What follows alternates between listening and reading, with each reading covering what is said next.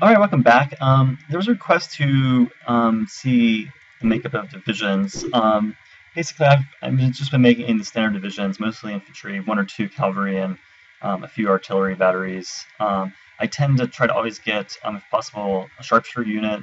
If there is a strong morale unit, add it to one of those, and a marine unit, ideally. So I haven't made any of the much talk about artillery divisions that are a lot of people are talking about in the forum.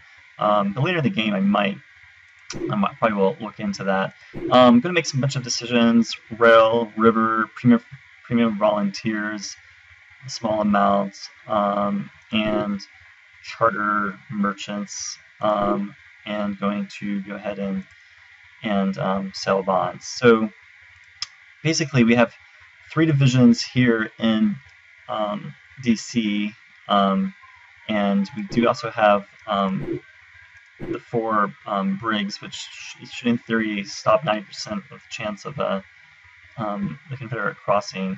And then we have 4 divisions over here and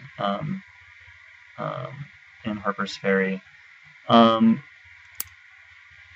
I'm going to send General Grant to assault Fort Pillow. Otherwise, pretty much holding tight everywhere else. For some reason, these units do not get supplied, even though we do have the wagon. So, might be because of low railroad capacity. So we'll see if that's fixed this time. Out west, hopefully General Lyon will be able to meet General Halleck with the supply here in Nevada, Missouri. Interesting name. If we're lucky, that would be ideal. Otherwise, I'm hoping that the forces out west can continue to escape from General Van Dorn. We do have a unit here.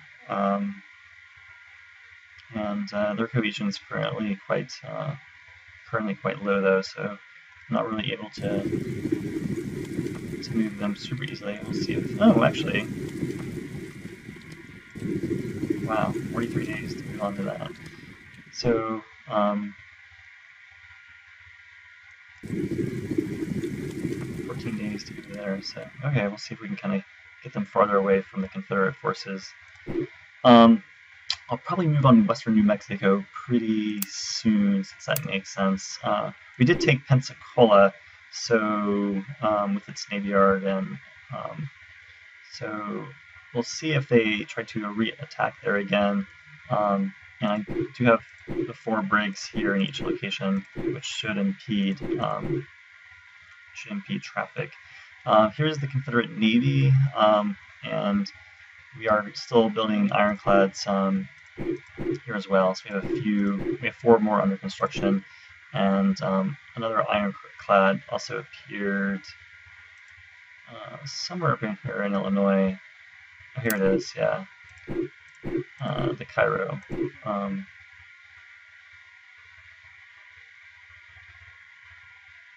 But it's locked because of the weather. Okay, let's run the turn and see what happens. Okay, so General Grant did arrive. Zollicover's division had also just arrived, so they was actually ended up being a stalemate, which is probably the most interesting battle. Yeah, here it is. So Grant kind of got the worst of it, though. So I kind of have to think about what to do. Probably try to retreat here back into Dyer. Now, the bad news is General Lyon has sort of been ping-ponged around, and so he does have some general supplies, you can see, but he no longer has any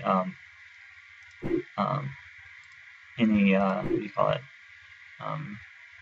Any ammo. So And Halleck's force is now all the way down here, so they were not able to meet up. So that was um, pretty unfortunate. We did not take any. Looks like we didn't lose any national morale, but here is one of the battles, and yep, here's the second one. So definitely got the worst of it both times. We also lost a couple battles out west here, so some of the forces have arrived, but I don't know where. Yeah, I thought there might be a Union force, but it doesn't look like it's actually here. Interesting. Looks like they did capture a supply wagon. So nothing happened out here. One of those weird flukes. They have not actually taken Alexandria yet, so I'm not really sure what's going on with that. But it still is besieged. So German Beauregard has moved over to Leesburg here, though, and we also have a force behind us here. Otherwise, I didn't see General Johnston. Looks like General Johnston has left, so presumably he's gone off. He's gone off somewhere.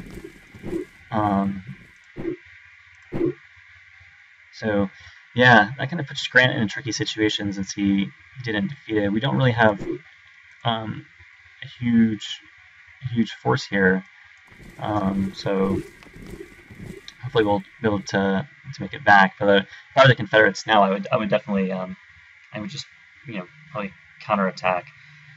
So kind of weirdly, looks like they still didn't get any. Oh, they did. They got 142 supply, so quite a bit of supply came forward. So all right, so it might make sense to move this force forward. And it looks like they can get to Meridian in 18 days. I guess that's about it. So let's see if there are any interesting messages. Senator Cameron's been replaced.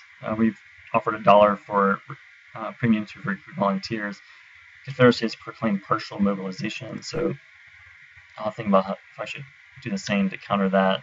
We didn't do any limits on mobilization at